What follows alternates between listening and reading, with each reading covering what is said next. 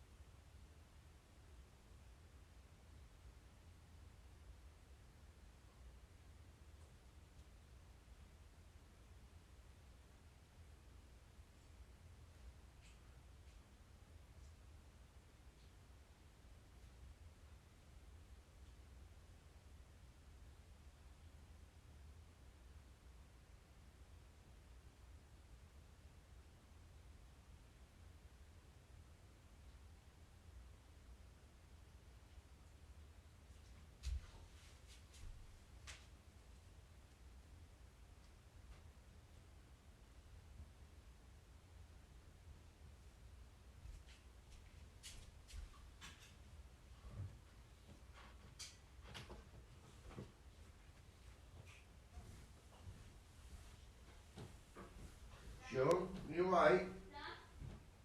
Yeah. Go on.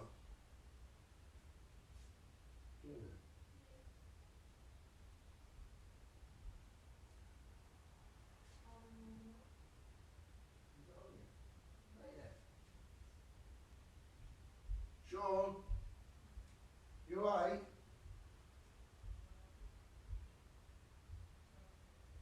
Sorry.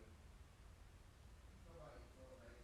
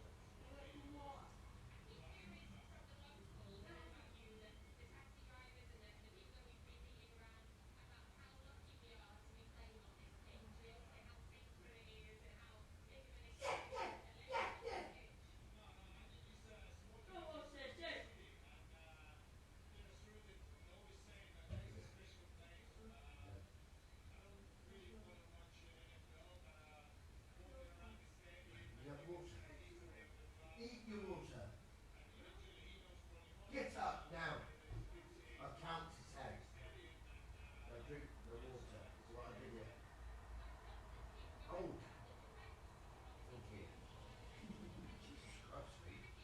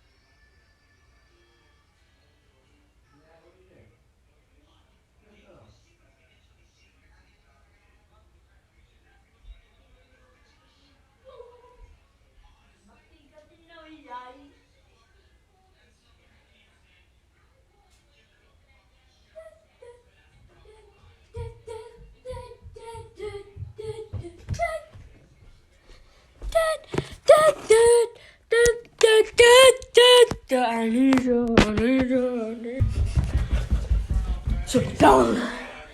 Come on, City. Top clubs like Bayern Munich, that's something that they have to enjoy for sure. And but at the meantime, be humble, listen to the manager, listen to the senior players, and show players that they are good enough maybe to play some of the games this season.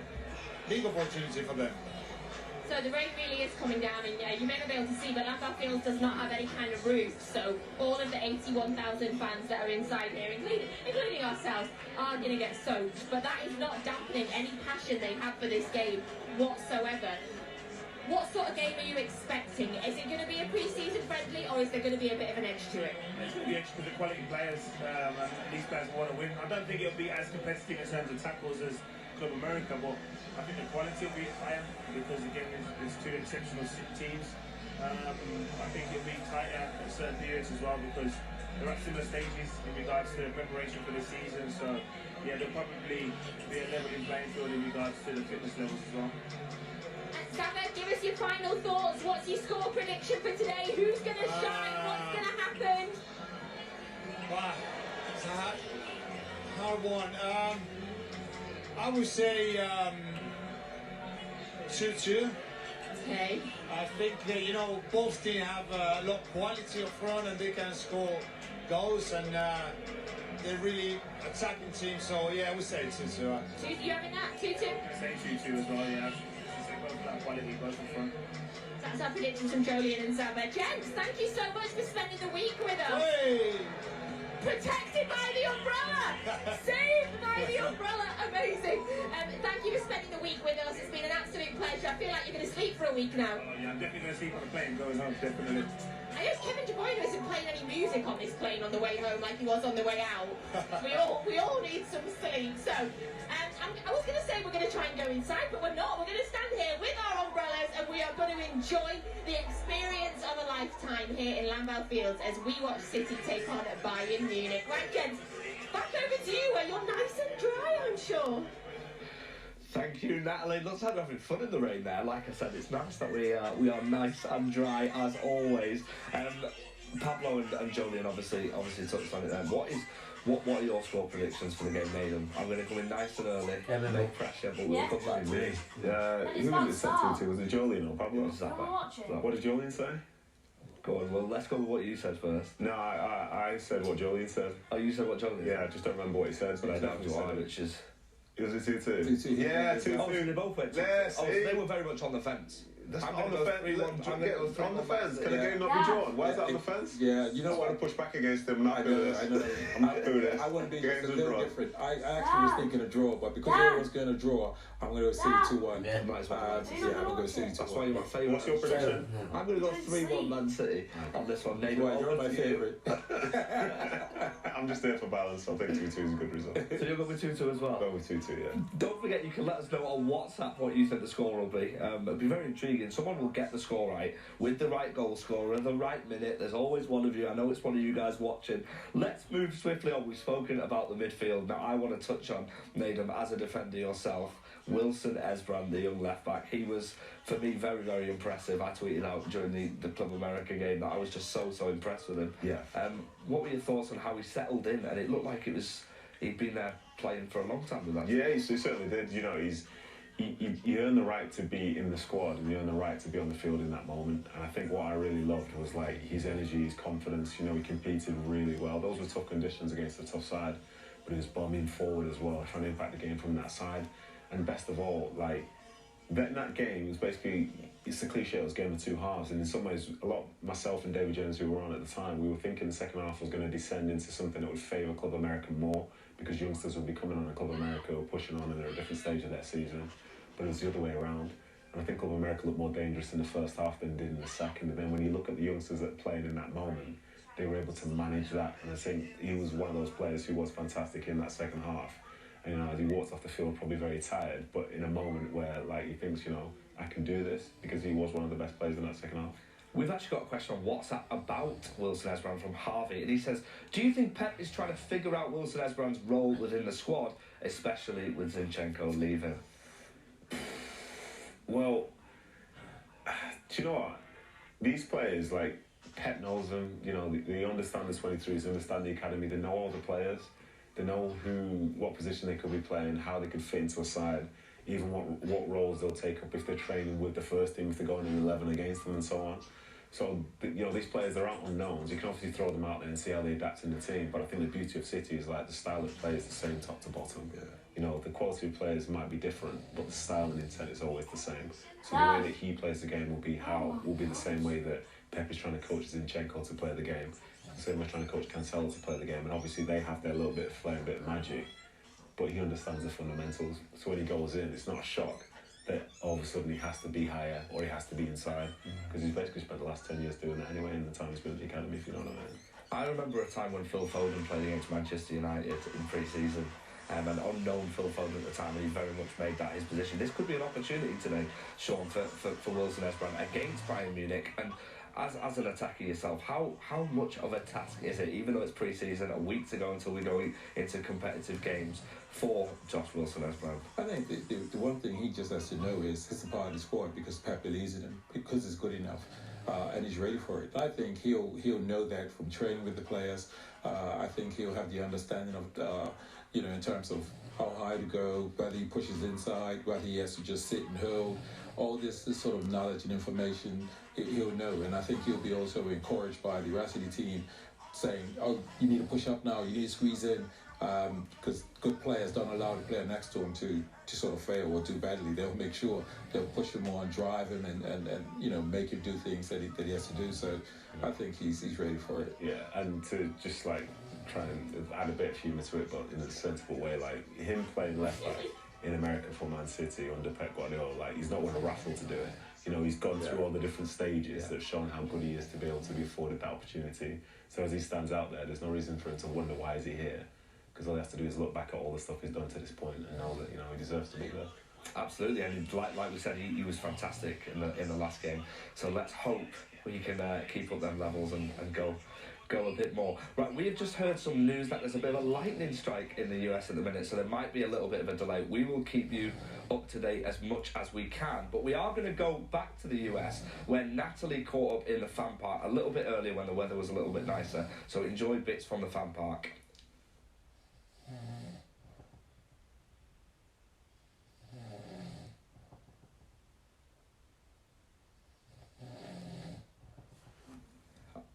Well, that was the fan park. It's good, really good actually. It looked fantastic, and I imagine Natalie was having a lot of fun. We will get that back with some audio very soon. Let's go back to the conversation about our defence. For Wilson Esperant, how easy is it to be playing alongside Nathan Ake, Ruben Diaz and João Cancelo in that back four, and of course with the protection of Rodri in front of you? Yeah, if I could just take this one for a second, like, I think the thing which a lot of people miss, and it's perfectly fair to miss, because this is the only time you see them, like he trains with them on a day-to-day basis. Yeah. They train as a unit, so it's no surprise when they step out there that they know how each other work. You know, the standard in training must be like so high that you have to be good, you have to be competitive, and you have to sort of do everything you can to complement those around you, because the game then becomes easier. And as a defender, it never becomes easy, but it becomes easier because you've still got that sort of quality around you. So, you know, for him, when he steps out, it's not the first time he's doing it. He's probably had so more reps than we've ever even realised he has done, because they do work hard, they train hard. And I think the beauty of Pep and sort of really good coaches is never a case of this is the starting 11 and this is everybody else. I think he'll mix everybody in to the point whereby all the combinations have happened before. So whatever you see out there on the field, like, you know, it's something they've experienced plenty of times before. Yeah, I don't quite know his temperament yet in terms of his character, but what I'd like to see, certainly from a young player or young defender, when there's a time to actually have a go at another player and saying, hey, you should be up there, you know, you should be tighter, you shouldn't be allowing him to turn. You know, that shows when a player is really comfortable. And that happens because a player's in training, and when it happens in training, you say, hey, get tight, don't let him turn. And so it just becomes a natural thing. So when we see little elements of that sort of in his game, that'll show that he's totally at home. I have just had confirmation as well that we have got a 30-minute delay for kickoff. This is a live match feed. You can see the lightning is there, the people have gone inside. We hope everybody in the US is safe. Do stick with us if you're watching. Remember that man Erling Haaland is playing tonight. He's going to make his debut, and it just means we have the pleasure of having an extra 30 minutes together. Needham and Sean, what an absolute pleasure. Yeah, but you know what, without really going off on one, but I actually had a little bit of experience with this situation, going back with having a team in Bermuda that played in America, and it really, you know, your whole game plan sort of changes. We're not used to this, you know, in terms of when you prepare for a game and then actually the game is 30 minutes delayed. You warm up, so players now will go inside. Some players will still be juggling balls and thinking, well, I'll just tick over. Some players will be like, right, boots off and let me, you know, for 15 minutes and then put my boots back on. So it's a whole different sort of, you know, preparation that, and because we're talking about world-class players, they would not allow even this situation to get into their way in terms of how well they start or how well they play. Totally agree. I wanted to ask you actually about that. So when you look at preparation for a match day, as you both know, how simple do you keep it firstly, and how similar do you keep it to the last week? Like, is it a thing where every week you do the same thing? You put the left sock on first, and or do you change it up? Love that question. For me, I wasn't one of those that felt you had to, you know, tie your left boot first or etc. or have lucky boxes, because it's inevitable that there's going to be a game where you're not going to win or you're not going to play as well. So I didn't get into that. I also knew that if I warmed up badly, it didn't mean I'd have a bad game. And once I started to know that as a player, if I had a bad warm up, I would still know I could still perform. So you start to learn that with experience. Well, when I was younger, I had a bad warm up. It would affect my game, and I'd be like, I know I'm going to play bad, and I would inevitably sort of have an average or bad game. But when you get experience, you just know that warm up means nothing. And there's likewise, you could have a great warm up, and it doesn't quite go for you. You're like, how have I missed those easy chances? My warm up was great. Have we got time to talk about it? Of course, we've got all the time in the world. 30 minutes extra, you say? Yeah, I think the experience thing is exactly right, because that's how I went through my career. Towards the end of my career, like, as long as I was just comfortable, like, that's all that mattered. You know, like, I wouldn't necessarily have to eat the same things all the time because it just wasn't really fussed. As long as I felt like I'd been fed and had the right things, it's fine. When I'm in the dressing room, sometimes I wait to listen to music, but lots of people want to talk to me, so I just stop listening to music, and I just spend most of my time just talking to people, and then just before we run out, I do a little bit just to get my body moving and so on. Whereas I'm seeing other people, you know, the left sock, left boot, right boot, you know, go and turn around, 3 turns this way, 4 turns this way, forward roll, and like, this is it now, they're going to have a great game. And in fairness to them, like, I would never tell them it wasn't going to work, but like, we're playing for a team that doesn't win every single week. Yeah. So like, it's like, well, if you want to take a close look at it, it's probably not working out. But like, you just realise the ways in which you get ready aren't necessarily the ways that you think they were at the start. Like, even to go back to when I was playing for QPR, there was a time where we had a game on a Friday and a Sunday. The manager said, whoever plays on a Friday will not play on the Sunday. So I did all my set routine, everything like this, played on the Friday, played well. And then on the Friday night, I said, just eat everything available, because I'm not playing Sunday, I'm chilling, and a little bit extra on the Saturday. And then when Sunday came, you put the team up, and I was in the team. I was like, oh my gosh, how am I going to play this game? Played better in the game on Sunday than did on the Friday. Probably all that food. Yeah, that's the one. So it just made me realise, like, you know, as long as you're psychologically comfortable within yourself going out to play on the field, you always have a good chance. And the one thing which I think some people forget sometimes is you can prepare yourself, but there's still opposition out there, you know, and that's a bit which people think they can overcome because they've had their series 3 hours before they were supposed to kick off. It's interesting because right now, I mean, we know players normally they prepare for a game. Some have music. You know, my time we used to have one of the players, Kevin Orlock, used to be cracking jokes, and you don't forget you've got a game. We're sort of in the physio room laughing and hysterics, and it's like, oh, we've got to go out in 5 minutes. And some players are like that. So it'd be interesting with this situation here, like, does the guy sort of Are they just juggling balls? Are they now putting headphones back on and saying, "Well, I've got 10 minutes"? Because they also got a warning to say, "Listen, you can go and warm up at a certain time." So they got all that, so they can really just sort of switch off in a sense and then come back to it. Yeah, everyone is different, and like my way isn't necessarily the right way. Someone else's way isn't necessarily the right way. But there are certain things that go into football. Like if you take a step away from that sort of football bubble and just look at it, it's funny because like say. When people think, oh, the manager must have given like a great team talk or something, I question most people. Does your boss ever give you the team talk that inspires you to have the best day of your life? It's probably It's within yourself. Yeah, it's exactly. It's within yourself. Whatever the manager's saying, if you're a good enough player, you understand what needed to be said and what needed to be done anyway. And to add to that, you then have some players who want to give the big rallying speech and stuff before games. They give it, and then the game's not kicking off for 10 minutes. Like you've completely forgot what it said anyway. You know what I mean? So let's get it's like looks so dramatic and like this is the greatest thing ever. Yeah. And then you go out, you're like, all the best. Where am I on the set pieces? Yeah, I think you're around the back. Yeah, I think that's what it is. Yeah. How much do you guys listen to what the manager says? Obviously, you guys listen to what the manager says, and we're all. Yeah, don't throw us under the bus now. No, absolutely not. Yeah, but when the manager says something 10 minutes before kickoff to you guys, like, are you already in the zone, or is it? Of course, when we're so blessed to have a manager like Guardiola. He's not. For me, he's not saying anything I'm not already aware of. Yeah. You know, I think if he's saying something to you 10 minutes, 20 minutes before the game, you know, I'm already aware of this. Yeah. So it's not saying anything like, oh, Sean, this defender, he's aggressive, he's this, or on set piece, I want you here. I'm sort of already switched on to that. I think for a manager that is doing that, they're just giving reminders to players. Yeah. So it's almost like that they're busy around the time rather than just sort of sit down, relax, and I've done my job. I think there's like a bit of a taboo with managers who just sit on the sideline and don't seem too active on the side. But a lot of those managers are like that because they've spent the Monday through Friday getting ready for the game on the Saturday and they have confidence in the players and they know what they're doing. When a manager's on the side frantic, it's because everything's going wrong according to how they saw it. But if you coach your team really well, that's very rarely going to be the case. You might have some reminders and say, I just want you to do this, and they're making like, you know, audible changes in the moment. But the core foundation itself is there. And like even before a game, you can have the big rallying talk. And you know, different levels. Some people like that, like it when a manager's really pumped up. But as an individual, like you realise there are 11 individuals within a team, and they're not all the same. So a manager like crying in front of you saying this is the biggest game of your life, like you might be thinking, well, it's not my biggest game of my life.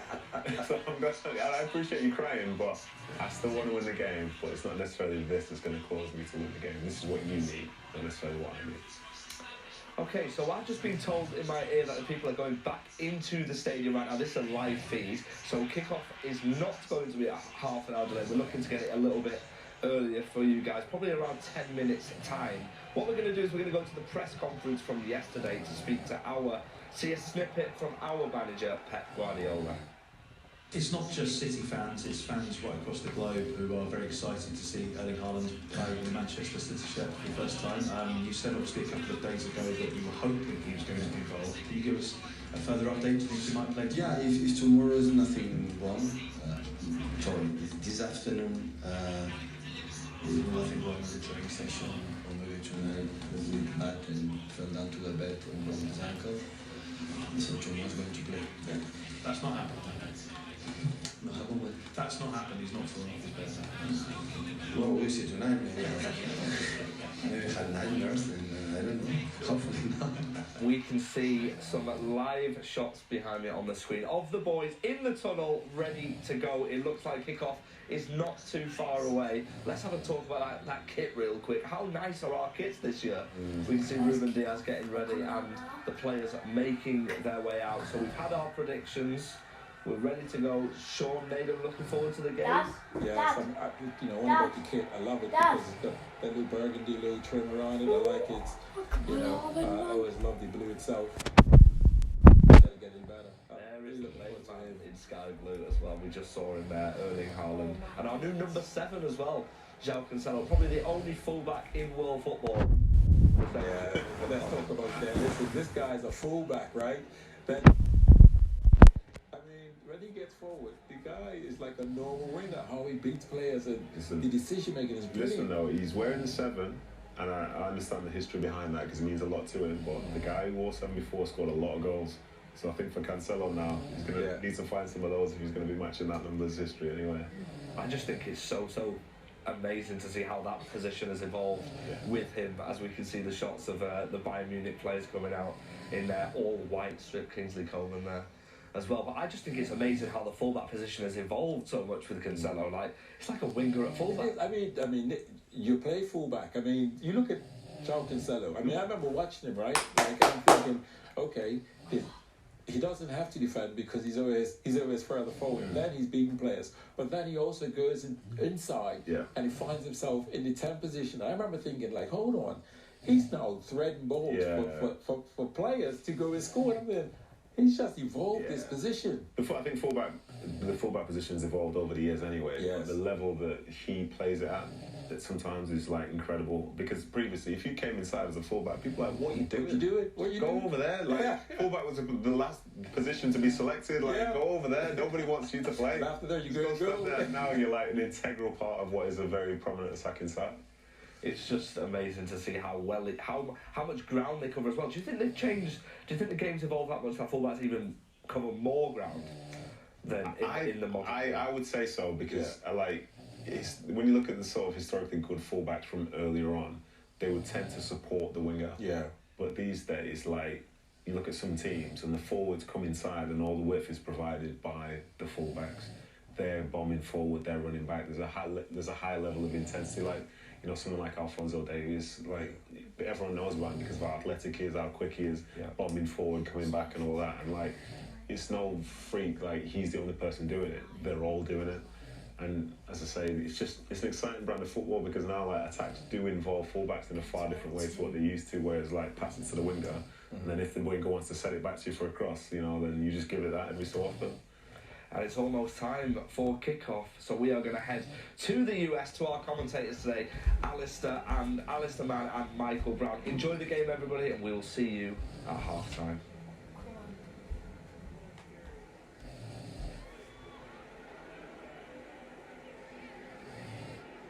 So, we've got a match on at last. The conditions have finally decided to relent, and City are ready to face their final match of the US tour. And what a mouth-watering duel it promises to be. After beating the Mexican giants Club America in Houston on Wednesday, the Blues have travelled some 1,300 miles north to Green Bay to the stunning Lambeau Field, home of the NFL legend, the Packers. And it's an historic occasion as well, as for the first time ever, this massive arena stages its first ever football match, or should we say soccer match, bearing in mind where we are this evening. Kickoff delayed, but it will be with us in a moment or two. The two sides are lined up either side of the centre circle. And this game not only represents a fantastic opportunity for City to pit their wits against the most successful team in German football, but it's also a chance for them to elevate their levels of match fitness ahead of the Liverpool game in the Community Shield next week. So Pep Guardiola's given Erling Haaland his first run out. So much excitement, so much expectation. He comes with a promise of goals. Indeed, he scored 5 times against Bayern for his previous club, Dortmund. Regrettably, he ended on the losing side in every game in which he netted. Hopefully that will change this evening. The other headline, the inclusion of Josh Wilson-Esbrand at left back. Could the teenager have the opportunity in the light of Alexander Zinchenko's departure to really stake a claim for the left-back berth? We shall see. The German champions are probably still coming to terms with life without Robert Lewandowski, but they still managed to bang in 6 goals without him in their friendly on Wednesday. That was against Wayne Rooney's DC United. It was a match in which they made some 11 changes at half-time, so we'll do our best to keep abreast of that this evening. But they still have a formidable-looking lineup tonight. And among them, of course, is the ex-City winger, Leroy Sané. Well, it is a terrific opportunity for the Blues to get some sharpness, to show that they're ready for, I suppose you could call it the start of the season next week if you count the Community Shield as the start of the campaign. I think the first question I'm going to put to my co-commentator this evening, former City midfielder Michael Brown, is what do you think we learned from the game against Club America a few days ago? I think firstly it was just good to get the team in action again, get your legs moving, and sort of a competitive first half. I think that had a little bit of an edge.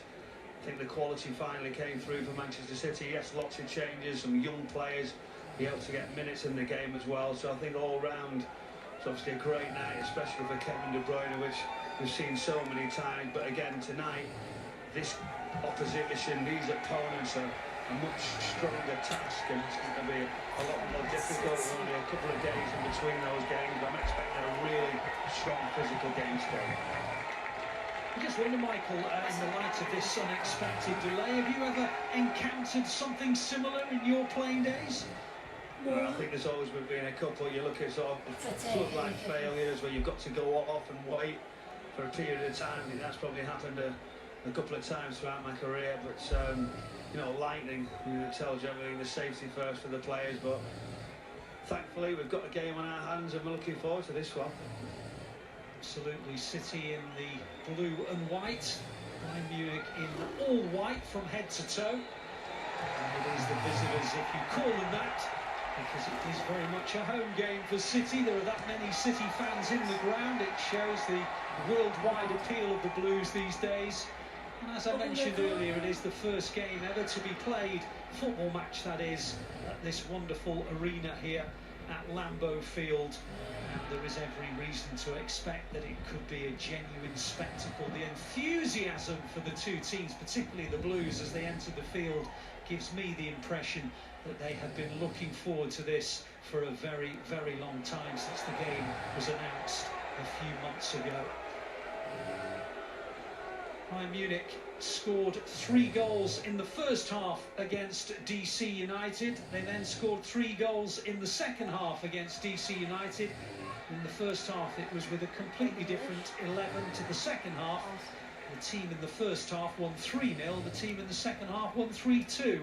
So I suppose Wayne Rooney's DC United made a bit of a comeback.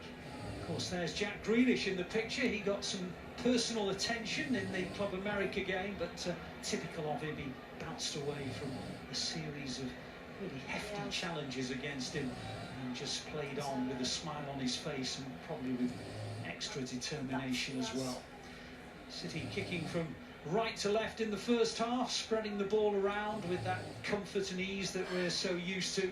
Rodri around about the centre circle just lays it off to Kevin De Bruyne, who was so impressive on Wednesday night, and then the ball is played out for Jack Grealish to have his first chance to maybe have a go at Kingsley Coman, who was the man nearest to him. In the end, the ball goes out for a goal kick. Looking forward to seeing Josh Wilson as Brand, Michael. Yeah, very much so. We've seen obviously how good he is and how he wants to get forward. It might be a little different task for him this evening, but a huge opportunity for the young player. Do you see him as a genuine contender for that left-back berth in the absence now of Zinchenko? I think personally, I think he's one who can back that up. I would expect Walker and Jack Cancelo to take those spots, but it's a great position to be in. Left-back position looks light. Will City go to the transfer market and buy another one? But he got to make sure tonight that he does everything possible to be in that sort of reckoning going forward. The Blues are passing it around the edge of their own penalty area with Nathan Ake, who just eases it out towards Ruben Diaz, and on it goes to Joao Cancelo, operating at right back today. He was left back on Wednesday. It's typical of him that he's able to switch between the two sides of the pitch with such dexterity. In the end, the Blues have overrun the pass, and it goes out for a goal kick, which Manuel Neuer takes very, very quickly. And his distribution, as we all know, is excellent with the boot. And away come Bayern Munich on some sort of counter-attack. The Blues win it back around about the centre circle, and now they strike to the edge of the penalty area, and Kevin De Bruyne unleashes a left-foot drive, which was maybe a foot or so beyond the far post. It was brilliant counter-attack play, and De Bruyne, as sharp as he was on Wednesday, he's picked up the baton again. That's great counter-attacking from Manchester City. Grealish just sees that space. De Bruyne over his shoulder, knows where the goal is. great effort towards the far post. Very, very unfortunate. What a start would have been for City. It's been such a quick, high-tempo start to this game. Absolutely has. The Blues have been really pressing Bayern Munich, and the error from Bayern Munich in distribution going forward has cost them again, because the Blues have now got the game's first corner, which Bayern Munich felt should have been a free kick to them, because there's a little bit of a stumble, but the corner's been taken, and the Blues have set it up for Grealish, who slams a shot into the side netting. He turns away disappointed because it's set up to be hit. It wasn't a bad position, and he was relatively unchallenged. He kind of dragged it on the instep rather than connecting fully. Inches away from the post. Yeah, he did. He hit it quite well. You'd expect him to hit the top. It's slightly unfortunate. Well worked. You said just dragged it near post. He's a bit disappointed with it. Yes, indeed. Bayern Munich are still persevering with playing out from the back, and the Blues are still hemming them in, and they've made another mistake, the German champions, and the Blues have a throw just level with the edge of the penalty area.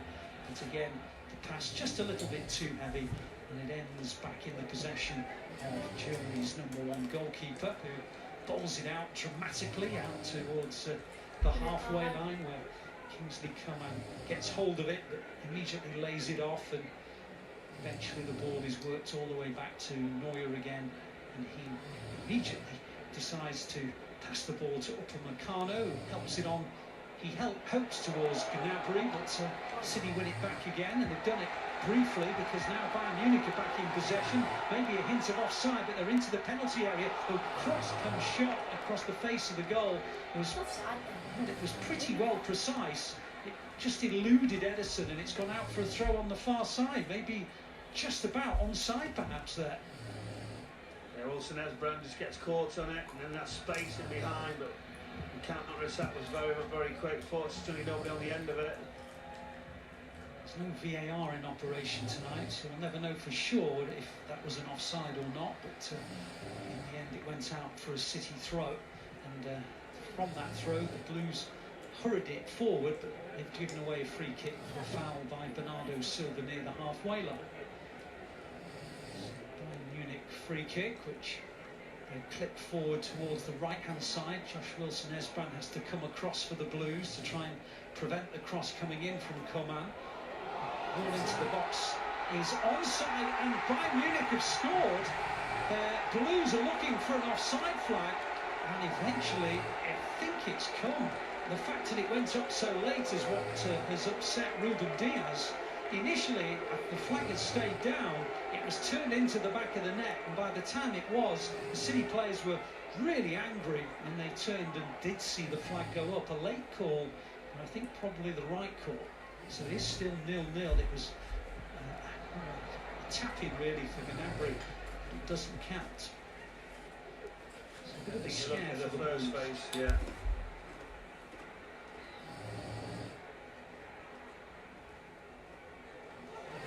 Frustration there, Michael, was that City felt that they'd stepped out and that it should have been flagged immediately. Yeah, possibly the first face up late. You know, that's what they're looking for. You let it roll on, and as the ball went across, finally the assistant. So he put his flag up, but it was very late. Because there is no VAR in operation, there's no need for them to raise the flag late. Of course, that's one of the things that assistants are expected to do when VAR is in operation, so that just in case they might have got it wrong and VAR then rule out the goal from their perspective, they have this onus upon them to delay just in case VAR might be correct when they're wrong.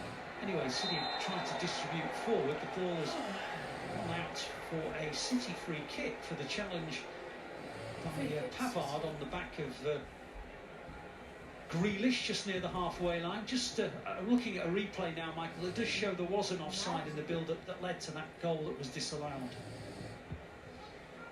Yeah, it's so slow from the assistant referee. Couldn't work out why he took so long with it. Yeah, Jack Grealish on the end of another strong challenge there. I'm sure that's not going to end.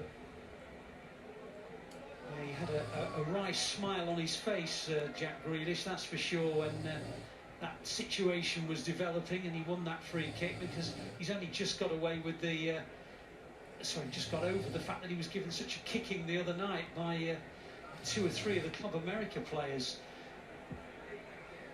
Guardiola in the bucketing rain is still donned in a t-shirt. It is a warm evening in Green Bay, even if the rain continues to teem down. We're in the 10th minute of the fixture. We're just about to enter the 10th minute of the fixture. And City just passing it around as they love to do around the back four with Diaz and Ake. And eventually it goes towards Joao Cancelo, and then like a bit of a nudge, Rodri, and it is a free kick to the Blues near the centre circle. Ake then steps onto the ball near the halfway line. He has options in front of him, and one of them is a long ball out towards Haaland, who we've barely mentioned so far. And his first touch of the ball in a City shirt is out of play because the pass was just too heavy.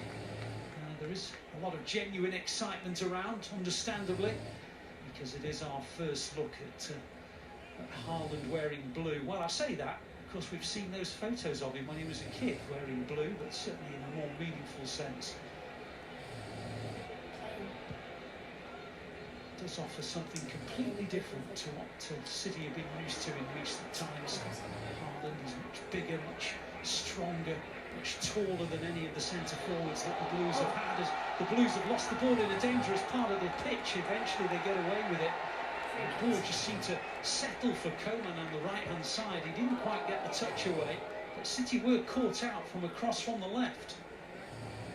Yeah, it was a great ball in. Edison come to get from contact and just didn't sit down, did it, for Bayern Munich. Has just drawn the foul on the edge of the area. But just going back to the chat about Erling Haaland, you know, the setup, what City are going to be playing with this number 9, sort of right at the top of the pitch rather than a false 9 dropping in.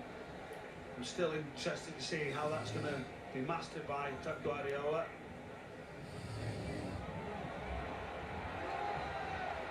It's Grealish now in the left wing position. He's just run into Coman. He keeps coming back to stop him, and he's been penalised. Actually, it's probably a combination of him and Sabitzer. And it's a free kick to City. It's not really shooting position because it's too far over to the left-hand side, but it is a good opportunity for the Blues to examine Bayern Munich. Coman had hold of Grealish, and then Sabitzer came in as well. And eventually, Grealish wins the free kick for the Blues. It's about 26 metres from goal, but I can't imagine anyone's going to shoot because it is quite wide on the left-hand side. Manuel Neuer's still adjusting a 2-man wall to prevent the potential of a near-post shot, but it is going to be an out-swinging ball from Mahrez. It's headed away with Diaz in a good position, and now it's helped on to Grealish. Grealish into the box, and City will score, and they do! Slid in by, yes, of course, Erling Haaland. Welcome to Manchester. Well, it's Lambeau Field, but the first opportunity that comes his way, he is on top. Haaland scored. And what a start to his Haaland career. scored. What a start. Haaland Hey, hey, hey,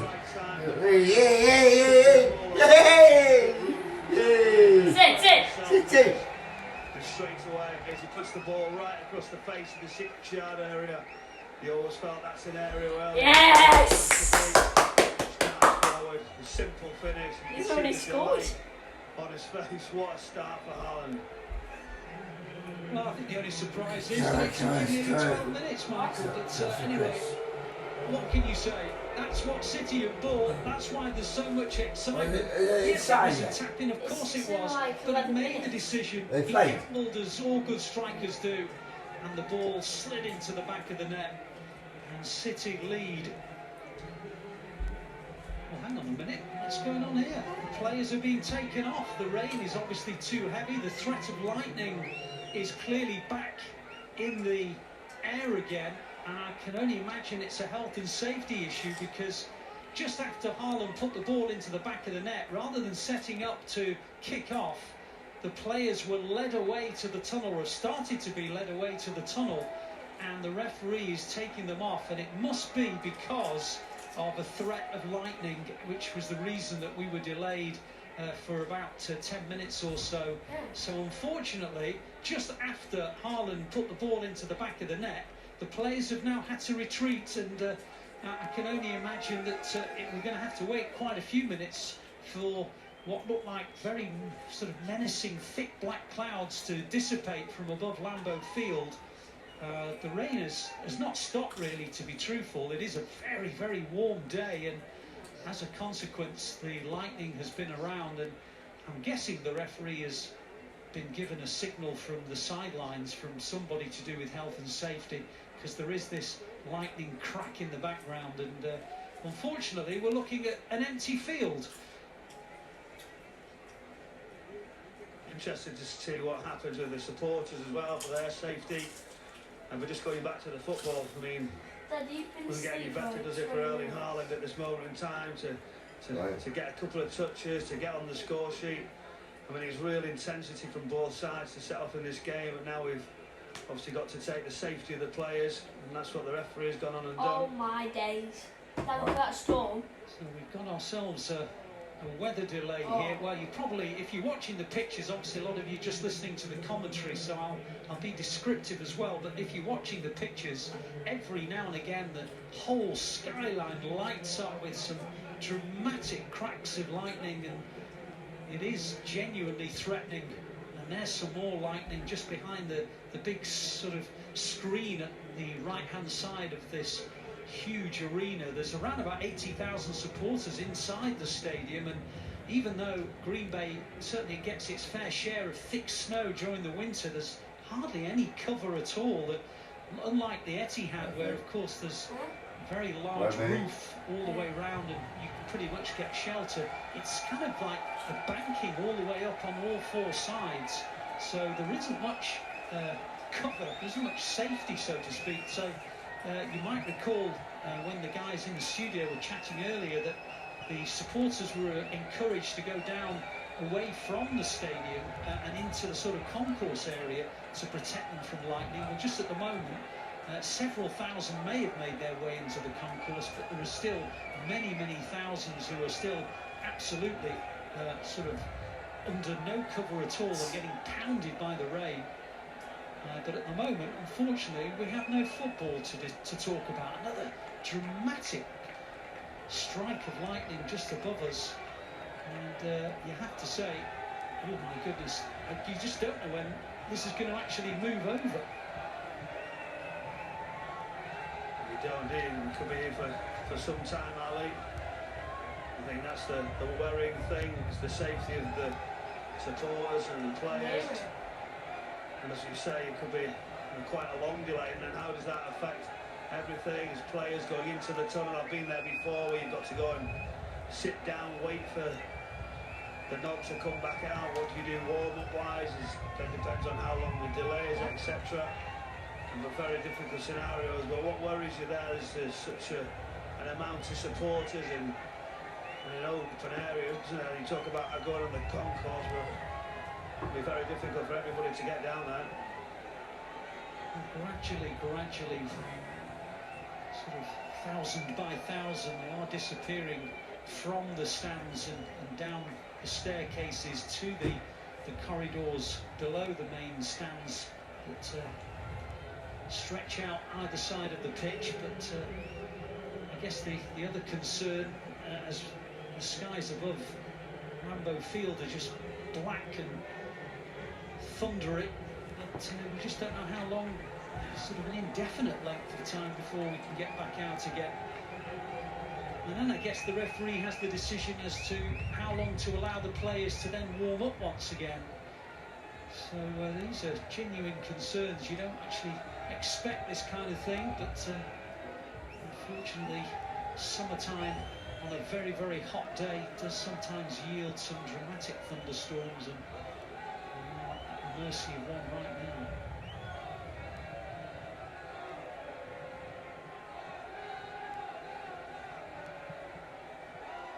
You can probably still hear the supporters trying to keep themselves entertained with some chanting and some cheering.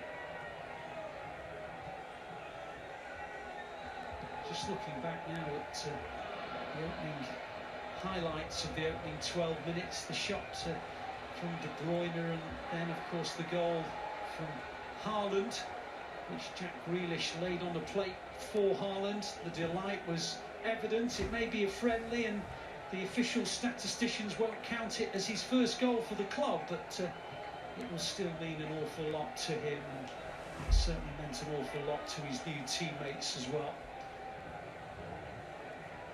And within seconds of him sort of completing his celebration, the referee was ushering the players off, which unfortunately is still the case because of the lightning that is very much in evidence above the stadium.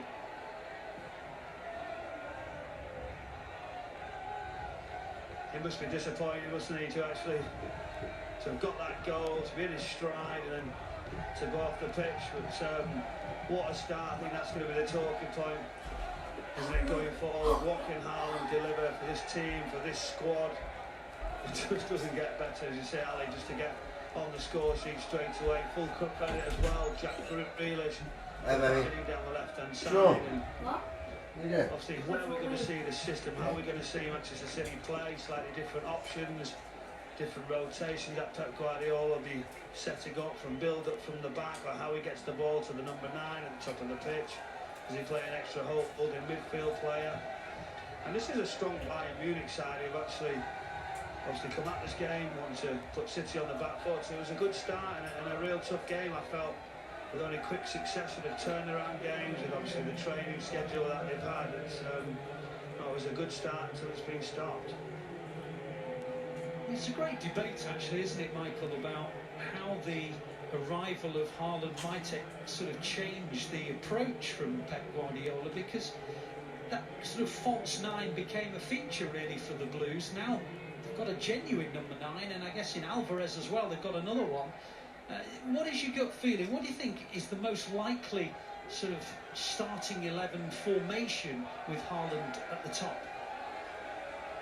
I think we're looking at now, really, you would say that would be the likely outcome. It would depend on opposition, depends on which team you're coming up against, obviously. If there's particular fullbacks that you feel like have got to track, and you get 2 attacking players centrally at the top of the pitch, Pep Guardiola likes those wider players coming inside, etc. Grealish on the left coming in as right, Mahrez the opposite side. So there's those options as well. Bernardo Silva can go out in wider areas. Kevin De Bruyne at times as well, but wants to play a Phillips and a Rodri. We've got Ilkay Gundogan to come into those areas as well. So in that midfield, 3 or 4 straight away becomes very, very competitive. But it's hard to argue how you'd actually go far away from changing that sort of 4-3-3 system. And Haaland is that number 9, the 2 wide players away, and that support. I think what we've seen as well is how they press from the front, City in the front 4. People have talked about it so many times. I don't know whether Kevin De Bruyne or Bernardo goes and joins the 9, and Phil Foden as well still to come. So there's so many options. Does Phil Foden go down that left-hand side? Is he going to play more centrally this year? And this is the type of squad we're talking about. We can go on forever with different debates, different angles, different formations, and that's the strength of the squad, Ali. It absolutely is. Now, I'm not going to pretend for a moment that I've got any background in weather forecasting, so I'm just going to tell you the information that I've been reading in the local media, and there is a genuine severe thunderstorm threat for the Green Bay area, which is expected to last until the small hours at 3 o'clock tomorrow morning. That is Green Bay time. How accurate you can be when forecasting something as unpredictable as a thunderstorm, I'm not sure, but just looking at the sort of satellite maps, so to speak, these thunderstorms are expected to last until 3 o'clock tomorrow morning Green Bay time. So just how long the referee keeps them off the pitch, and then at what point somebody decides that actually we can't get the players back out again, I'm not quite sure, because that is a decision that the ground staff and presumably whoever's involved in health and safety have to take. I have to say, right at this moment in time, it is absolutely chucking it down. There is very regular claps of thunder and rods of lightning. And if you've ever been to America and visited the States, there is a full 24-hour-a-day weather channel that regularly updates, and they were talking about severe thunderstorm warning for the Green Bay area. So I guess it's more than just fingers crossed at the moment. It is a genuine concern as to whether we might actually get the players out again. I don't want to sound pessimistic when I say that. I'm just basing it on the forecast for the area and the length of time that these thunderstorms are forecast for. Anyway, we will digress for the moment because we're having to talk about anything other than the weather. We want to talk about football. Just a quick question for you, Michael, about a player in these circumstances. About how long is it that you can sort of start to feel that, you know, it's going to be difficult to get yourself stretched and ready to play again? I mean, what is sort of the sort of longest length of time that you can be inactive for in circumstances like this? Well, that's always the difficult question, isn't it? Some players are also different to others. If they've had a slight tightness that they've obviously encouraged, got it moving, and then you go and sit down. I think what we will know is that in that dressing room, the support network that Manchester City have behind the medical staff, the team of sports scientists, I'll be right in there with all the latest data and just keeping them moving, keeping them on their feet slightly, unless they know it's going to be a particular time scale that they're going to have to wait.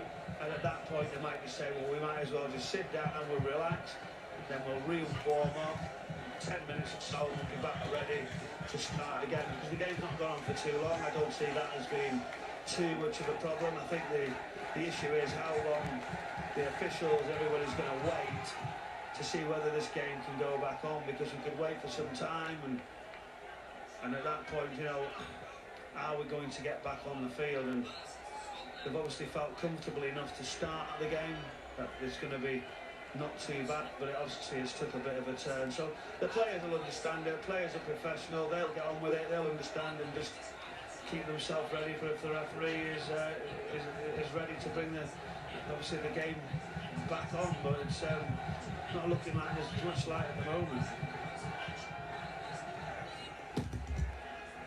Well, I'm just going to, before I hand back to the studio, who are going to just help me out of this situation where all I can talk about is the weather, just going to read you a statement that was on the Green Bay Press Gazette, which is their local newspaper, which says severe storms are expected to roll through the state this afternoon and evening. The National Weather Service estimates the main risk will be storms, damaging winds, severe hazards possible, including large hail, torrential rain, flooding, and possible isolated tornadoes. Well, if that's not a prophet of doom from the local newspaper here, then I don't know what is. Let's keep our fingers crossed that somehow we do get a game on. Let's go back to the studio and hear what the guys have got to say. Maybe about Erling Haaland. Thank you, Alistair, and thank you for that interesting weather report. Now, we're back in the studio. We have no idea what's going on, but we will keep you updated as much as we possibly can.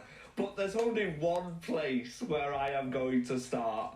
Our new striker, our number 9, Erling Haaland, already off the mark, Sean. Yes, listen. I just feel that this guy will score a bag of goals with us because, again, the way we play, he will just find himself in these positions, knowing to just be in the right place, knowing that these balls will come. De Bruyne, the pass, the footy pass, and he's seen a striker sensing this, and I'm looking and thinking, Grealish may shoot, but I'm also thinking, if he pulls this across, I'm getting something on this ball, and you can see he's got this real desire, that first 3-4 yards to just give everything to get up, to get there. And he does well. I mean, he'll score a ton of goals because, again, he just knows that these balls will be coming across. I'm interested to know the celebration. Well, what's happening there, Nathan? I don't know, I don't have a clue, but I want to see plenty more of it, to be honest. A spare of thought for our man Nathan Ake, who thought he was about to score. I thought we had a false 9, didn't he? Which You're wrong, mate. You're wrong. There's a distinct 9 in there, literal number 9. But I think the best thing about that for me is the fact that he's scoring in that 6-yard box. I think some people level criticisms at City about the system in which they play, how at times there's like that gap, that missing piece there. But to see the 6'3" Norwegian flying in there, throwing everything he can to make sure the ball goes into the goal, that's what a lot of people have been craving, and that's kind of what like we saw for Sergio for the many years that he was at City. I don't want to say I told you so, but what you're about to say it, though. You don't want to say it. I'm going to say so it. don't say it then. I'm going to say it. You don't I have to told say you it. that goal was typical. I could see him scoring eight goals like that. 10 season, isn't it? 10 a season. I'm telling you, those sort of goals where he's just getting in that area where that ball's being put across his 6-yard. Let's see it again, shall we? Because once isn't enough. We can play this over and over again. I imagine the internet's broken. Yeah. Everybody's talking about this. What a first touch, and great touch by Grealish. And he knows that I've just got to be across there. If he pulls it across, can I get something on it? And that's a forward getting on the end of that. I think some other players don't quite get on that because he realizes Grealish may shoot, but if he doesn't, I've got to go. And that's what a striker thinks. You can see how he's part of the group as well, because people are very happy to celebrate with him. You know, there'll be goals we'll see this season in the Premier League where the players won't celebrate as much as they did in that moment for Haaland scoring in a pre-season game in Wisconsin. You know, so let's put that into perspective as well, because it's more than just his ability. It's just him as a person as well, and he seems like they are very, very excited to see him doing what he came to do. And that's always nice. I know I'm going on about this point, but if you look at it, when Grealish receives the ball, he's probably a half a yard behind Nathan Ake. And this is where a centre forward. Yeah, he just turns the jets on, and all of a sudden he makes up that yard. And Nathan Ake thinks, oh, he's throwing his hands up now. A nice little tap in there. Yeah, you saw I'm hoping Nathan gets a couple this year, but it is all about Haaland right now. Look at him, he's got a new celebration. I think Nathan tried it off camera a little bit. We don't need to go back to that. No, show us how does it go? I am so happy, and I think every single City fan who's watching, unfortunately, of course, the weather's not great, but if there was a time to stop and to end the game, call it, it's done. We can just call it 1-0 and say Pre-season's over. The man's arrived, But I want City fans to get this trending, get that celebration going. Do you know what I mean? I don't know what it means. Is he sort of got one hand and one finger in the air to saying to the critics, you know, and then a finger up to say, there you go, there's one. What does it mean? We'll find out. But yeah, it's nice that he's gotten off the mark. It's brilliant. I'm pretty sure we're going to see that celebration a lot this season as well. But I mean, overall, it seems like we only saw like a little glimpse, right? But it seems like we're leveling up. I think I'm getting too ahead of myself. Oh, you're so far ahead. But I am so excited. Talk about overreactions. I'm completely overreacting because I'm so happy that we've got someone like Haaland. Well, you weren't too. I mean, we've got a quality centre forward that's playing in a quality team. There was a pass early on in the game where it didn't quite reach him. It was a diagonal pass. I don't know, it was Nathan Ake, but it was a diagonal pass. And because of his pace and his desire as a centre forward, playing on his shoulder, you know, also because of his size, will we see that sort of pass with him where teams are trying to press and they just go a ball to him behind the fences because he's got that pace, and then all of a sudden he's got one-on-one. That didn't quite come off. It was overhit by a yard, but I would suspect when teams start to press and the way we pass, now and again, that little diagonal ball to him and saying, you're in. You know, I used to have a saying, see you on the halfway line. I'm sure he'll be saying that to his teammates. Find me and I'll see you on the halfway line when they centre. Now, before the Haaland goal that we had, we did get a couple of chances on both ends. We'll start with the Kevin De Bruyne chance early on. Obviously, I think we won the ball back really well through Bernardo, and then it was a great opportunity, right, Sean?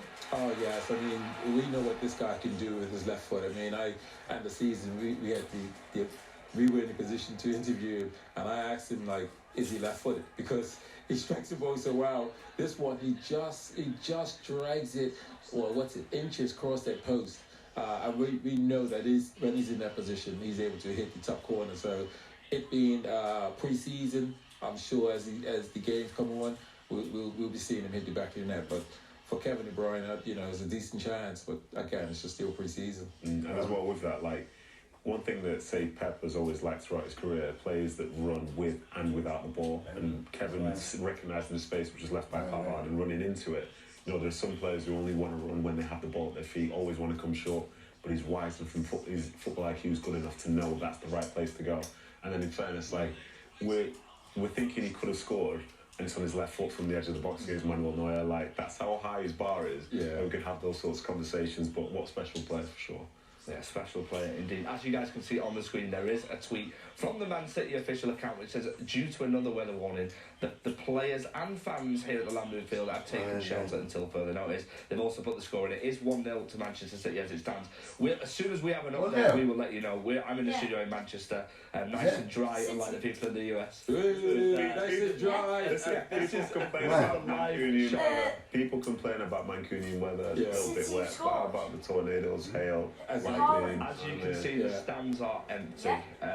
I'm hoping everybody is staying safe out in America. We will try. We will go straight back to the game when we can. We have got another chance as well for Grealish, which was about a minute after the Kevin De Bruyne one. So we're going to get that on the screen. You can see it now. Quick corner. Show you what you see. It's a good set by Ruben Diaz, and it's going to be disappointed with that. Really? But for as good a player as he is, I think he'd be expecting to hit the target there, because he did catch it well, I thought, but just directionally, I think just has to do a little bit better in that spot.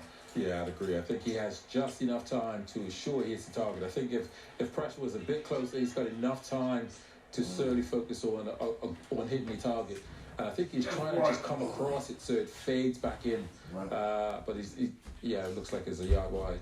Very promising signs though for us to come out how we did at the start. It was an end-to-end game. We did get the goal. I'm obviously still very, very happy. But I want to go back to the preparation side of things we were talking about before. We had a 30-minute delay before, but now we've got an indefinite delay. How, as a player, considering you've just gone out, you started the game at a high tempo, how do you then prepare for this where you're sort of sat in the dressing room and you don't really know what's going on?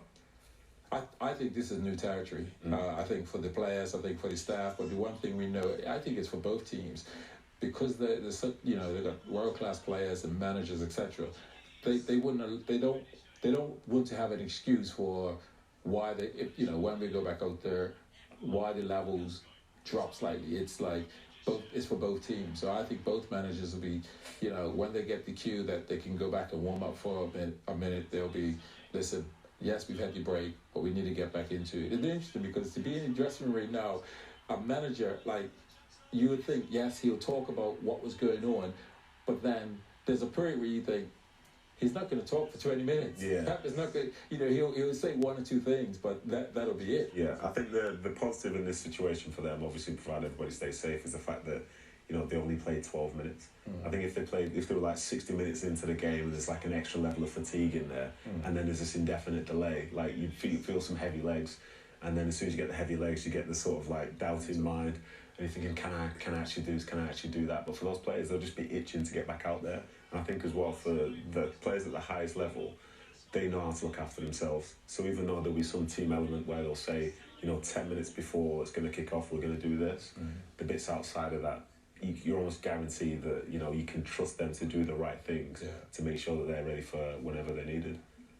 I can imagine just being in a dressing room, and it's like I can almost imagine after he's had probably 5-7 minutes of saying we've got to do this, we've done that well, perhaps transition when we press, we do these things. But I think there's an element. It's like just relax. We'll have plenty of time to say when we're going to go warm up. So I think that'll be all new territory for everyone. And it's the player reviews as well. Like, yourself as a player, like if something didn't go the way that you wanted to, you'd then speak to say, oh yeah, you remember that ball which you could have played me in? Yeah. And the other person say, oh yeah, you're right. So it's not just the manager that says what could be done better. Yeah. The players taking ownership themselves, and I think that's something again which gets forgotten sometimes. I think it's a good point you made was it was only the few minutes that we did. 12 minutes, yeah. Because at what point do you start to think, because we are in pre-season, we are a week until we go into a competitive game against Liverpool, at what point in the game or at what point during the night would you sort of say, right, okay, maybe this is doing more harm than benefit? Yeah, I think both, coaching staff will look at it at a point. Again, we're hopeful that we can kick off at some point, not too far away. But I think it'll get to a point where I think they'll say, perhaps we need a call. But I think that's a long time away from now. What's happening now? Players mentally, you're still switching off, trying to switch back on, and full time. Again, it's just looking at the players, not only the mental, just the mental side of it as well. Yeah, and I think as well, That's the what time's the flight home? You know, that's definitely a key part to it. If it's very, very distant in the future, then fine. But if they're speaking to like the aviation company and saying that they can't move from this time slot, before you know it, there's a window where they say, well, we can't do this anymore. Well, that's interesting as well. If you're talking about that weather, if you're talking about a flight and Just it's get back to be there for a number of hours, it's like, hey, is our flight going to take off? We've got to let this pass by. And now I'm pretty certain as well the flight could even get delayed regardless because of this weather. Yeah, I don't think anyone's flying. We were speaking before the show about, like, you know, it's great to see Jolien out there, to see Pablo out there, to see Nat out there. I thought, would we rather be out there or would we rather be here now?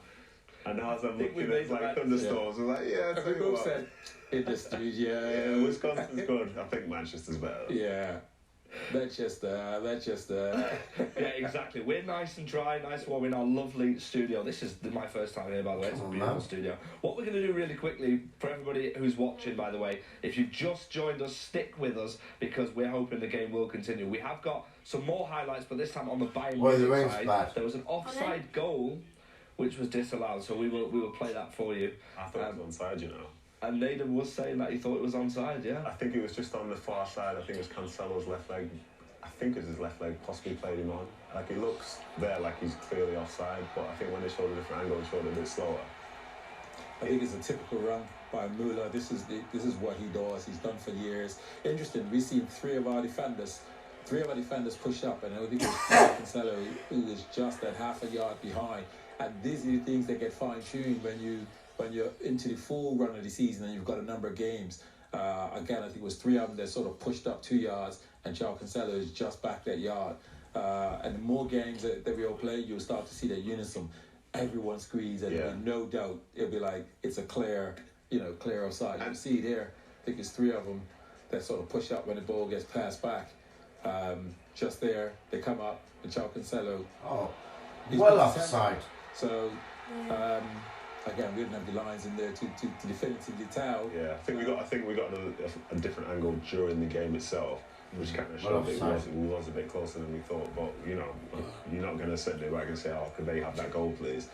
But, you know, that's the thing with offsides, like, again, a perception thing. Some people appear far more offside than they actually are because one person's going one way and the other. So within a second, there could be a 3-metre gap or something starting from the exact same spot before. And I think that was potentially one of those. And I think it is a little closer than what that view shows. Yeah, I mean, they're not bad. They're not bad. They're not bad, you know.